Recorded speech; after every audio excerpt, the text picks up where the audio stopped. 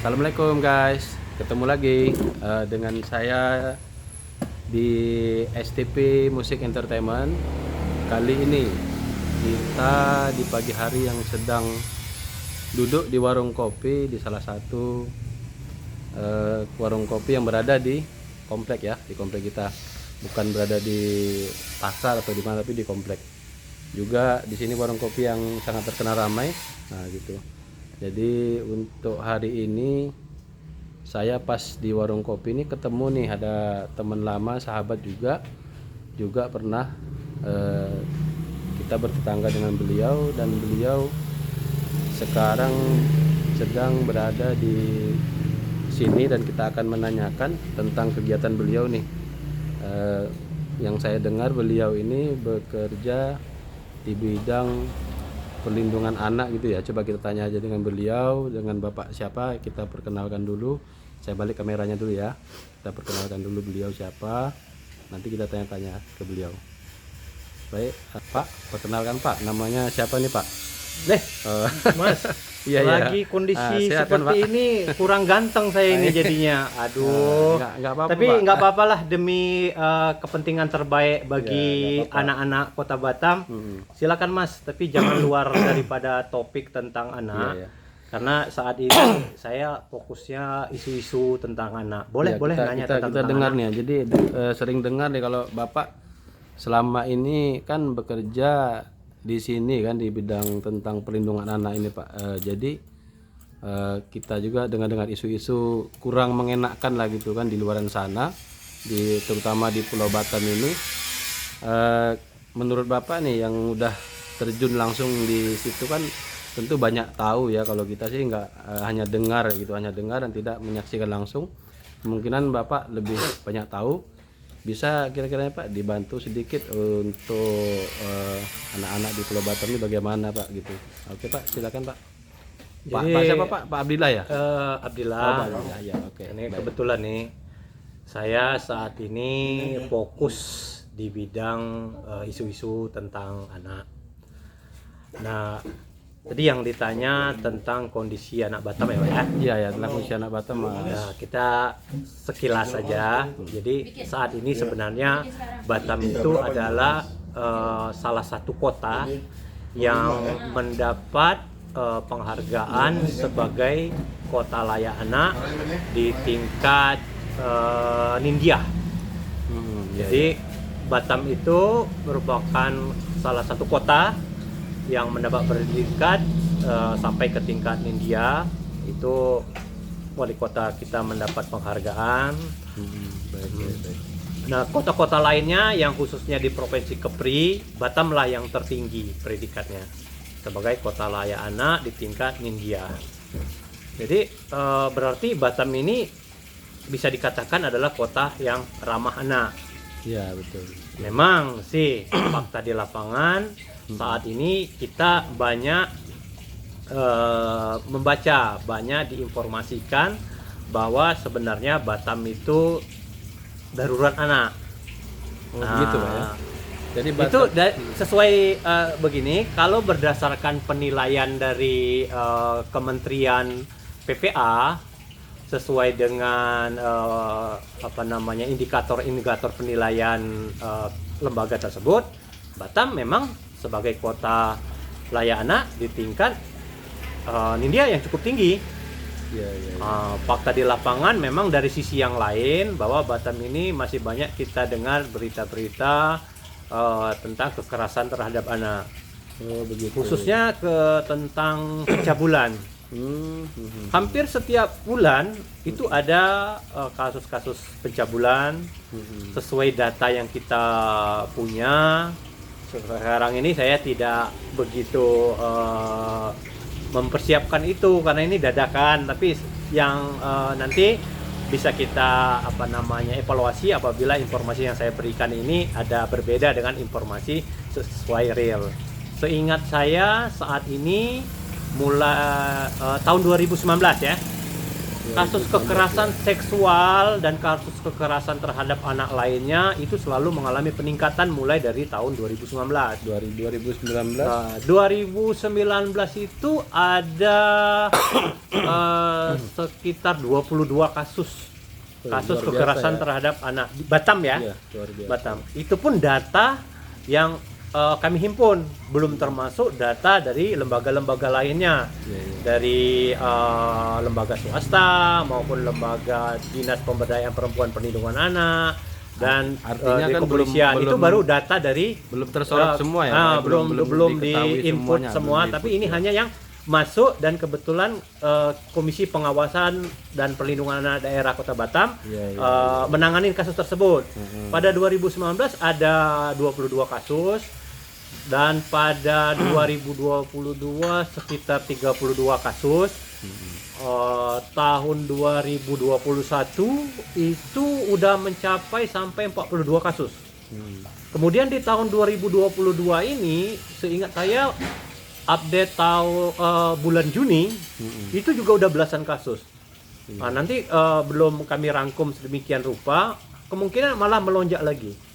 Jadi kalau Sangat dari sisi ini itu, ya, kalau kita lihat apa dari segi kasus demi kasus yang terjadi, Pak ya, berarti sangat riskan juga ya sebenarnya di Batam ini untuk tentang anak ini ya jadinya ya. jadi kalau lihat dari indikator tersebut, Batam bisa dikatakan darurat anak. Darurat ya, Pak ya. Darurat anak. Jadi perlu. Bagaimana Pak untuk solusi dan bagaimana untuk penanganan dan kiat-kiatnya, apakah yang bagus dan yang terbaik untuk dilakukan saat ini, Pak? Sebenarnya itu simpel saja. Hmm. Semua pihak harus paham. Itu tanggung jawab Semua siapa? pihak ya. Oh iya iya. Iya. Tanggung jawab siapa? Ada orang awam yang mengatakan itu kan tanggung jawab KPPAD. Iya. KPPAD itu adalah Komisi Pengawasan dan Perlindungan Anak Daerah Kota Batam. Kalau nasional itu disebut KPAI. Iya iya. Kalau untuk daerah itu KPPAD. Nah, orang menganggap bahwa itu tanggung jawab KPPAD. Ada lagi orang yang menganggap itu tanggung jawab pemerintah. Padahal itu tanggung jawab semua pihak loh, Mas. Semua pihak ya. Semua pihak. Karena kalau hanya pemerintah, kalau hanya KPPAD, apalah hasil upaya yang bakal dicapai. Tetapi kalau semua paham bahwa itu yang paling tanggung jawab terutama semua pihak, sebenarnya orang tua ya, Pak. Paling nomor satu orang tua berarti. nggak bisa kita bilang nomor 1, nomor 2, nomor 3. gitu, ya. Intinya semua menyadarin Semua itu tanggung menyadari. jawab semua pihak. Kita mulai dari apabila anak itu di dalam rumah. Oh iya iya. Jadi minimal anak tersebut punya tanggung jawab sendiri untuk perlindungan mereka sendiri. Makanya orang tua harus mengajarkan sedini mungkin terhadap anak-anaknya. Misalkan ini tentang pencegahan kasus kekerasan seksual atau cabul ya. Minimal anak-anak tersebut diajarkan bagaimana mengenali apa saja yang tidak boleh dipegang orang lain, bagian tubuhnya maksudnya. Iya iya. Atau minimal mengajarkan anaknya itu untuk tidak memprovokasi terjadinya perbuatan cabul itu secara individu. Terus kan di dalam rumah itu kan ada orang yang lebih tua, Iya, iya. orang tuanya, kakaknya atau saudaranya. Itu juga harus punya tanggung jawab melindungi anak tersebut. Nah, begitu anak itu udah keluar rumah, menjadi tanggung jawab lingkungan sampai ke kelas yang besar, kelurahan, kecamatan, sampai ke pemerintah kota. Itu jadi kalau semua menyadari bahwa kita bertanggung jawab melindungi anak, ya aku rasa angka-angka kekerasan terhadap anak itu bisa ditekan sedemikian rupa. Iya, iya. Baik baik. Jadi untuk saat ini di Pulau Batam ini yang Bapak udah temukan kasus-kasus itu udah sangat luar biasa banyak, Pak ya. Udah ada beberapa mau sekitaran 20-30 kasus yang kelihatan aja ya. Jadi hebatnya di Kota Batam itu kita ini pulau kecil ya. Dalam waktu dekat ini. Kita kan pulau kecil di Batam ini. Tapi Batam ini hampir semua budaya ada di sini. Dan mobilisasi keluar masuknya manusia yang ada di Kota Batam ini memang sungguh luar biasa. Beda dengan daerah-daerah lainnya. Tentu permasalahan di Batam juga komplit ya. Komplit dengan berbagai budaya, dengan berbagai segala macam warna di Kota Batam. Berarti lebih ini ya, mobilisasinya lebih tinggi. Wajar saja kalau permasalahan tentang anak di Kota Batam juga berbeda dengan daerah lainnya. Ditambah lagi nih akses internet. Akses internet itu sebenarnya internet itu ibarat pisau yang tajam. Iya, iya. Apabila digunakan untuk mempermudah kehidupan bisa, Iya. untuk mempersulit kehidupan Juga bisa. Nah, tergantung si pengguna. Iya. Nah, kadang-kadang tuh orang-orang tua di mana saja itu melengkapi anaknya dengan peralatan, berbagai macam peralatan yang canggih untuk anak mengakses media-media tersebut. Tapi kurang kontrol akhirnya. Kurang kontrol. Tapi orang tuanya sendiri malah tidak paham. Iya, iya. Jadi kita menghimbau nih Untuk orang-orang tua dimanapun, apabila memfasilitasi anak untuk mengakses hal-hal tersebut, setidaknya orang tuanya ini paham plus dan minus dari akses internet itu. Nah, jadi kontrolnya juga lebih ketat, harus lebih efektif, begitu. Jadi permasalahan di Kota Batam itu sangat unik. Dari kasus pencabulan yang berbagai macam kasus pencabulan atau kasus-kasus yang bernuansa asusila itu berbeda dengan daerah-daerah lainnya. Tentu saya nggak bakal publikasi karena demi kepentingan terbaik bagi anak.